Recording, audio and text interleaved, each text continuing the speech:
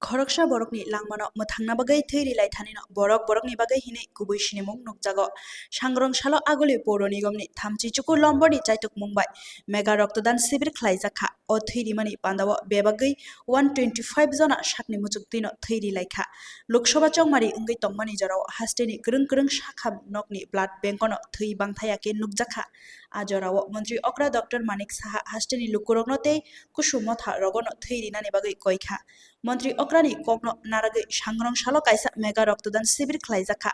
আরো মানজাকা মন্ত্রী অক্রা ডক্টর মানিক সাহা আগরতলা পৌর নিগমনি মেয়র দীপক মজুমদার থামচিচুকুর লম্বর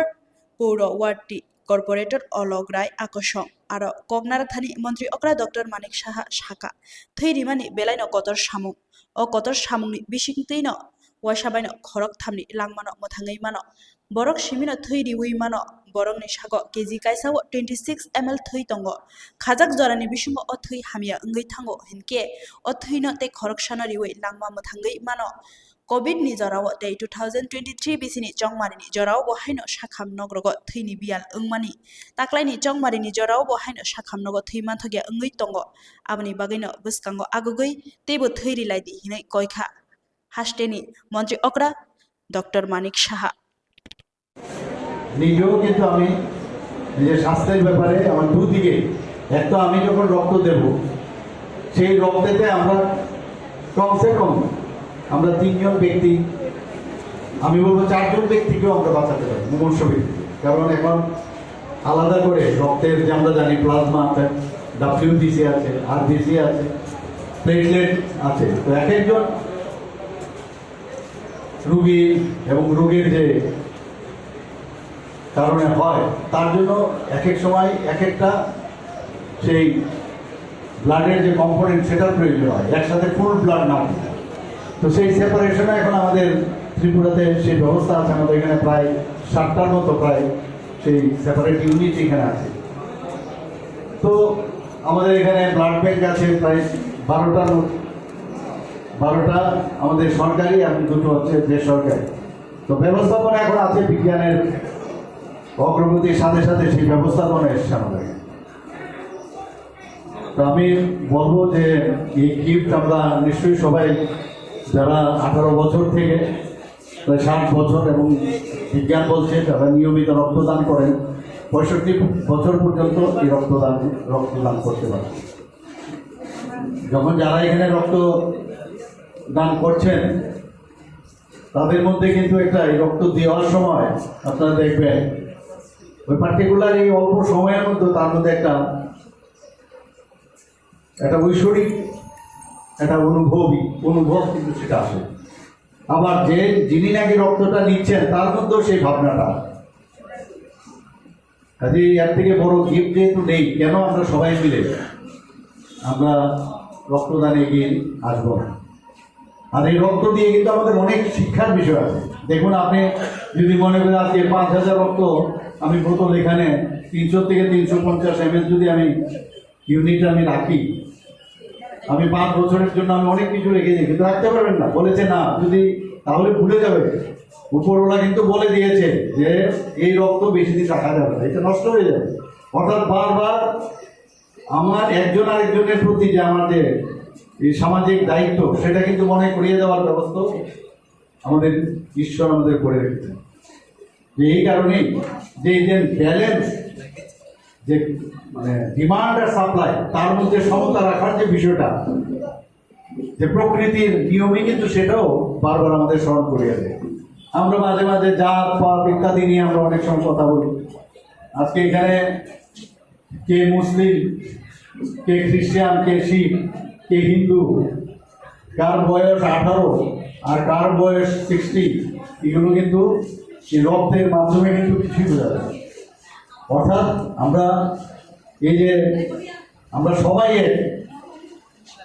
এটাও কিন্তু রক্তের মাধ্যমে আমাদের জানা অনেক কিছু শেখার আছে আমাদের এবং এই আমরা আজকে যাই খাই আমাদের শরীরে প্রোটিন কার্বোহাইড্রেট এসেনশিয়াল যে ফুডের এলিমেন্টসগুলো আছে আমরা যাই খাই রক্তের মাধ্যমে শরীরের প্রতিটা কোষে যায় কাজে এটাও কিন্তু একটা বিকেল মাঝখানে আপনারা দেখছেন যে এখানে রাস্তায় আমাদের রেলের মাধ্যমে পেট্রোলের সমস্যা হচ্ছিল, তো পেট্রোল যেহেতু সমস্যা হচ্ছে, তো এই যে ট্রান্সপোর্টেশনের যে বিষয়, রাস্তাও যদি বন্ধ হয়, শরীরের মধ্যেও যদি এই ট্রান্সপোর্টেশনের বিষয় যে ব্লাডের মাধ্যমে, যেটা এই যে আমরা যে এসেনশিয়াল যে ফুডগুলো সমস্ত কোষে পৌঁছে যাওয়ার জন্য যদি এটা ব্যাহত হয়, তাহলে শরীরও দুর্বল হয়ে যাবে। তো সেটাও কিন্তু আমাদের মাঝে মাঝে তার সাথে আমরা তুলনা করতে পারি। এটা খুব ইম্পর্ট্যান্ট আমার মনে হয় যে আমরা সবাই মিলে, এবং এর থেকে বড় সামাজিক দায়িত্ব আমার মনে হয়, এর থেকে বড় সামাজিক দায়িত্ব আর নেই। আমরা প্রায়শই আমরা সবসময় বলি যে আমরা বিভিন্ন সময়ে শিক্ষাদান থেকে আরম্ভ করে, বস্ত্রদান থেকে আরম্ভ করে আমরা সব ধরনের দান আমরা করি, কিন্তু রক্তদানের মতো মহৎ দান আর কিচ্ছু হতে পারে। এবং তার সাবস্টিটিউটও ওই যেটা বললাম যে ঈশ্বর তার নিজের হাতে রেখেছে, যে এইটাকে আবিষ্কার করতে দেবো না। বৈজ্ঞানিকরা এখন নানাভাবে চেষ্টা করছে, অনেক কিছু আবিষ্কার হয়, কিন্তু রক্ত কিন্তু আবিষ্কার করতে পারে না। যে মানুষের জন্য সেটা বারবার মনে করিয়ে দেওয়ার জন্য এটা ওনার নিজের হাতেই রেখেছেন। এবং আজকে এখানে অত্যন্ত ভালো লাগছে, মহিলাদের সংখ্যা এখানে অনেক বেশি, ওনারাও রক্তদানে ব্রতী হয়েছেন, খুব ভালো লক্ষণ। আমাদের বারবার বলি যে সমাজ পরিবর্তন আমাদের করতেই হবে, এবং ত্রিপুরাতে একটা রেনেসান্স এখন তৈরি হয়ে গেছে রক্তদানের ক্ষেত্রে। আমরা জানি যে 1% রক্ত মজুদ রাখতে হয়,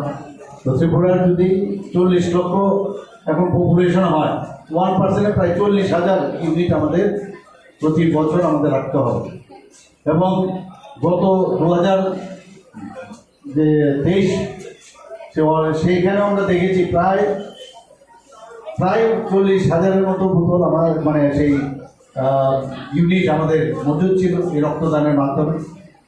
এবং আমি বলবো যে এবারও যেটা আমরা করছি সেটাও বজায় থাকবে। এবং এখানে আজকের এই মহতী অনুষ্ঠানে যারাই বলতে চাচ্ছেন সবাইকে আমি আবার ধন্যবাদ জানিয়ে, এখানে ডাক্তারবাবুরা এসেছেন, টিএমসি থেকে এসেছেন রক্ত সংগ্রহ করার জন্য, অত্যন্ত ভালো জিনিস। এবং আমরা জানি যে রক্তের 4টা গ্রুপ আছে, এবিও এবং এবি, এবং তার ফ্যাক্টরও আছে, আরএস ফ্যাক্টর,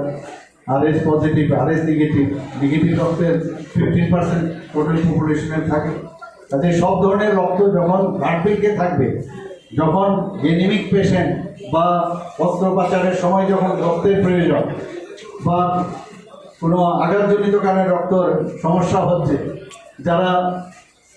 ডেলিভারির সময় বা সিজারিয়ান টাইমে যখন রক্তের প্রয়োজন, যখন রক্তের ভাণ্ডারে যখন রক্ত থাকবে, তাদের জন্য ইজি গোয়িং হয়। তো সেই কথাটা মাথায় রেখে আমি সবাইকে আবার এখানে ধন্যবাদ জানিয়ে আমি আমার বক্তব্য শেষ করছি। নমস্কার, জয় হিন্দ।